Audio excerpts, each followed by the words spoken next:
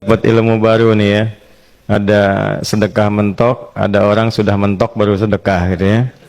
Ya, jadi saya berikan rumusan Qur'annya. Sebetulnya itu standar. Yang paling standar di dalam ujian Allah kepada manusia supaya ada nilai rasa dalam diri kita bahwa kita itu punya Allah. Itu poin tertingginya. Nah, biasanya pada titik-titik tertentu oleh Allah itu dihilangkan semua potensi-potensi dari makhluk sehingga kita bisa merasakan kenikmatan langsung untuk berinteraksi dan mendapatkan anugerah dari Allah. Itu titik tertingginya. Sambil contoh begini. Nabi Zakaria itu yang paling viral di Al-Quran, salah satunya divonis oleh manusia tidak akan mungkin punya keturunan. Secara klinis mustahil karena istrinya divonis monofos dan mandul. Secara medis semua sudah angkat tangan. Tapi apa yang dilakukan? Nanti ini akan melahirkan rumus di Quran surah kelima Al-Maidah ayat 35. Nanti jadi rumus standar dari apa yang dialami oleh beliau ini. Di titik itu beliau menangkap isyarat bahwa ketika manusia sudah mengatakan tidak mungkin, itu tanda awal dari Allah supaya kita langsung memohon kepadanya karena Allah ingin memberi tanpa perantara siapapun. Maka dilakukanlah kemudian sholat. Sholat itu dalam bahasa Arab terjemahan kitanya artinya sesuatu yang tersambung, terkoneksi.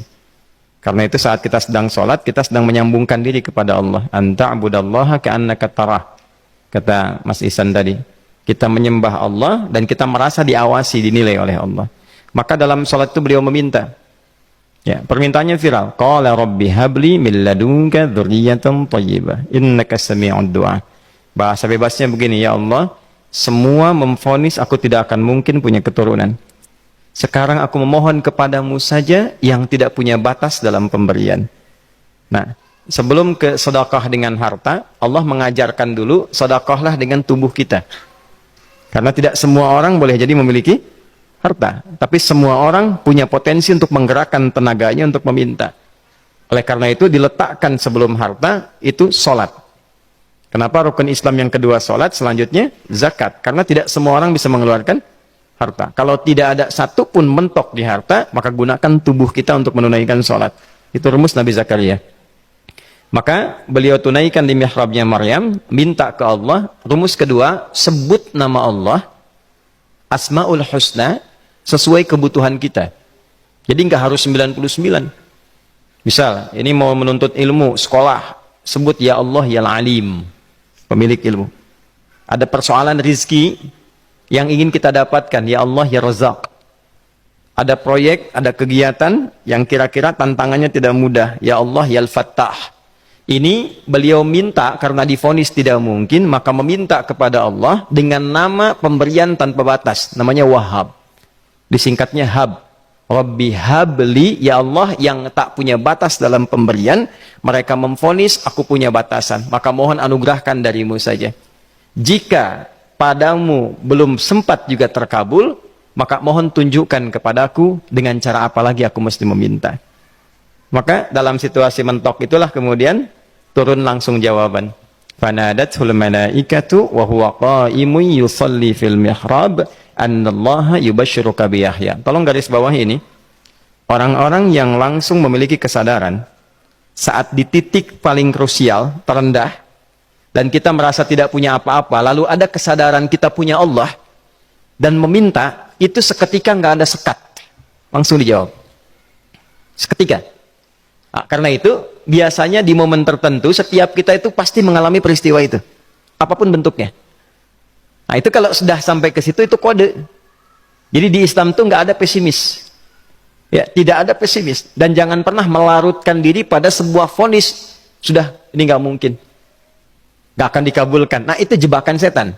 Karena declare pertama iblis ketika melakukan kesalahan itu kalimatnya jelas. Ana khairum minhu khalaqtani min narin wa khalaqtahu ya min tin. Saya lebih hebat, lebih bagus. Allah nggak mungkin, sudah nggak mungkin ada ampunan lagi. Jadi diteruskan kesimpulan ini karena nggak mungkin katanya diampuni, ya sudah bermaksiat saja. Karena Karena nggak mungkin dikabul, ya sudah pesimis saja. Padahal di titik itu Allah sedang membuka. Temukan kata itu, temukan hubungan itu, minta itu tanpa sekat. Maka seketika malaikat turun menyampaikan, doamu dijawab. Itu sedang berdiri, baru selesai doa, belum selesai sholat, belum salam. Turun malaikat mengatakan, Allah kasih kabar, kamu akan punya anak, langsung namanya dari Allah Yahya. Jadi Yahya itu pemberian Allah. Ya, pemberian Allah. Yahya artinya hidup. Yang mustahil menurut manusia, lahir seorang bayi dari rahim perempuan yang divonis menopause dan mandul, kata Allah, jadi dan hidup. Nah, rumus itu nanti terus dialami oleh para nabi, puncaknya di era Nabi Muhammad SAW, nanti melahirkan panduan di Quran surah 5 ayat 35. Ya ayyuhalladzina amanu ittaqullaha wabtaghu ilaihil wasilah. Perhatikan kalimatnya dengan detail ya. Hei semua orang yang masih merasa punya iman. Tuh iman kita disentuh. Jadi kalau mengalami persoalan di titik nadir, terendah, itu yang disoal oleh Allah imannya dulu. Kamu masih punya iman nggak? Orang beriman nggak mungkin pesimis. Orang beriman nggak akan putus asa. Orang beriman nggak akan bunuh diri. Imannya ditanya dulu. Katanya kamu beriman, iman kamu di mana? Kalau masih punya iman, kata Allah, ini ujian dari saya, supaya kamu nyebut saya. Katanya ingin mendekat, kata Allah kan? Ittaqullah, nah ini rumusnya. Wabtaghu ilaihil wasilah. Kalau engkau pengen cepat dapat solusi, maka aku berikan perangkat untuk cepat mengabulkan doamu itu. Perangkat itulah disebut dengan takwa. Nah, takwa itu ada urutan 240 kali disebutkan dalam Al-Quran, dibagi pada 3 segmen. Segmen ibadah ritual, segmen ibadah sosial, satu lagi segmen rumah tangga.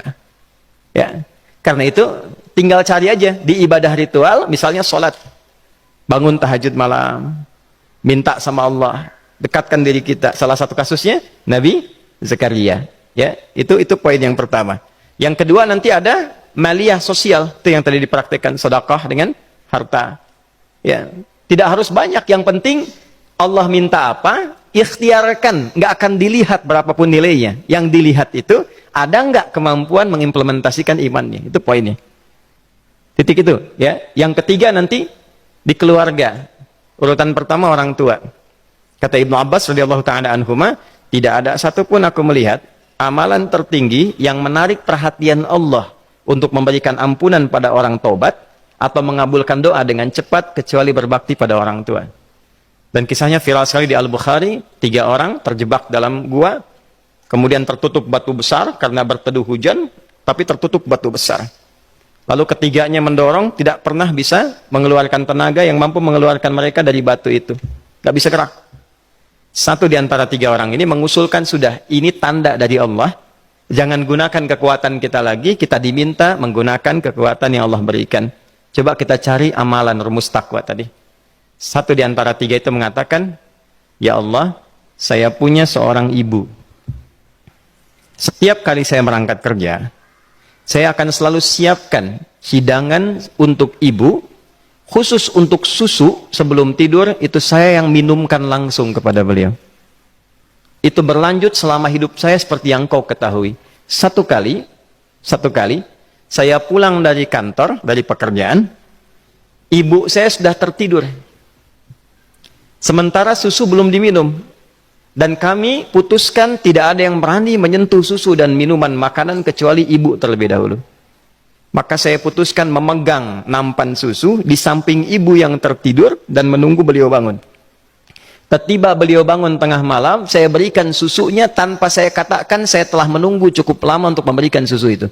Ibunya nggak dibangunkan, dibiarkan istirahat dengan nyaman. Begitu bangun, diberikan susu tanpa komen sedikit pun.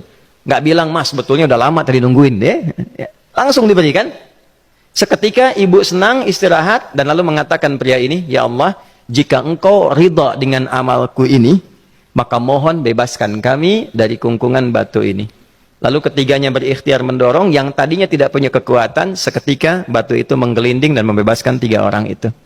Nah itu persegi dalil yang sebetulnya jadi pedoman hidup. Dalil itu kan pedoman bahasa Arabnya. Pedoman berkehidupan. Kita di Islam itu lengkap. Jadi kalau kita mengalami kasus itu, dimanapun, ya, baik di kedudukan, di usaha, di pengetahuan, sudah mau ngapalin, mentok, gitu ya, itu ujian.